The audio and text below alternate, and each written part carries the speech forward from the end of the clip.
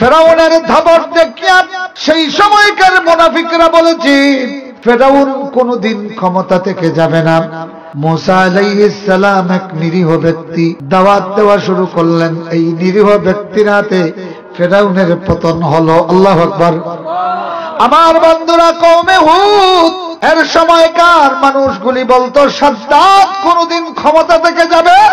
আল্লাহ রাব্বুল আলামিন হুদ আলাইহিস সালামের হাতে তার পতন ঘটিয়েছেন। আল্লাহু আকবার বলেন। ভাইরা, নমরুদ মনে করেছিল, সেই সময়কার বেবিলনীয় সভ্যতার মানুষগুলি মনে করেছিল লাম ইয়াযাবিন নমরুদ, নমরুদ কোনদিন ক্ষমতা থেকে যাবে, কিন্তু গেছেনি। কিভাবে গেছে? কথা কন না। আল্লাহ কিতা দিয়ে ধ্বংস করছেন? হ্যাঁ ভাইরা আমার, নমরুদে মনে করল কখনো ক্ষমতা থেকে যাবে না, মশা দিয়া আল্লাহ তাড়াইয়া দিলেন। আল্লাহু আকবার বলেন।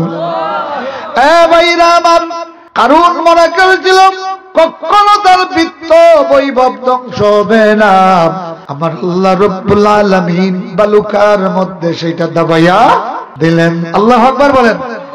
হামান ভেবেছিল কখনো তার ক্ষমতা ধ্বংস হবে না, আমার আল্লাহ রাব্বুল আলামিন তার প্রধান ফেরাউনের সাথে তারেও সলিল সমাধি ঘটাইয়া দিল।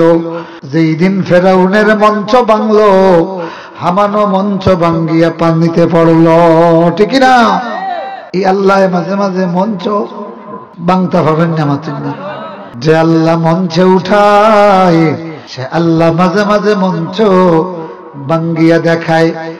দুনিয়াতে কখনো মঞ্চ ভাঙ্গিয়া 2 ফুট নিচে পড়ব, এরপরেও যদি সতর্ক না হও তাহলে এমন ভাবে মঞ্চ ভাঙবে যেই ভাঙ্গার পরে জাহান্নামের একেবারে 14 শিখের ভিতরে ওখান থেকে আর উঠা যাবে না।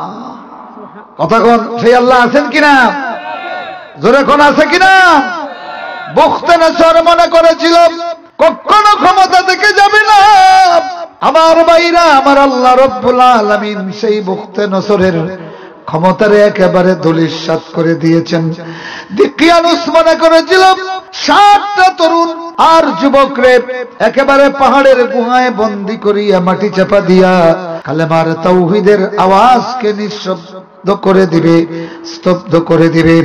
কিন্তু আল্লাহ দিকিয়ানুসরে স্তব্ধ করে দিয়া তার দেশেই কালেমার পতাকা উঠাইয়া দিলেন। যুগে যুগে আল্লাহর দুশমনগুলি, হিটলার মনে করেছিল আমি কোনদিন ক্ষমতা থেকে যাব। গেছেনি? কথা কোন? গেছে? গেছে গারে ভাই। মুসলিনি মনে করেছিল কোনদিন আমি ইতালির ক্ষমতা থেকে যাব না। গেছেনি? কথা কোন? গেছে? সাদ্দাম ভেবেছিল আরবে আমার চেয়ে বড় শক্তিশালী কেউ নাই। 70 জন আলিমরে ফাঁসি দিয়া মনে করেছিল আল্লাহর এসে ফুরাত নদীর কিনারে দাফন করেছে। কিন্তু তার যেই দিন ধ্বংস শুরু হলো সেই দিন সারা দুনিয়ার উলামায়ে কেরাম কান্দিছে, আমেরিকায় কান্দে নাই। ঠিক না? যেই আমেরিকার শক্তি পাইয়া সাদ্দামে হাজার হাজার উলামায়ে কেরামরে হত্যা করেছে, একদিনে 70 জন আলিমরে ফাঁসি দিয়ে বলেছিল আজকে আমি ইসলাম রে ফুরাত নদীর কিনারে দাফন করে দিলাম। দেখা গেল এই সাদ্দাম বিপদে পড়লো, কালেমার দিকে ফিরে আসলো। সেই দিন কাঁদলো বাংলার উলামায়ে কেরাম, হাসলো আমেরিকার দালালগুলি। ঠিক না? আমার ভাইরা, এই জন্য পৃথিবীতে যারাই একটু শক্তিশালী হইয়া যায় তারা মনে করে আমারে আর কেউ মোকাবিলা করতে পারবে না। লাম ইয়াযহাবু, সে আর যাবে না। আল্লাহ রাব্বুল আলামিন তখন তার গলার মধ্যে কেরেং লাগাইয়া দেন। কে লাগাইয়া দেন? জোরে কোন কে? আল্লাহ।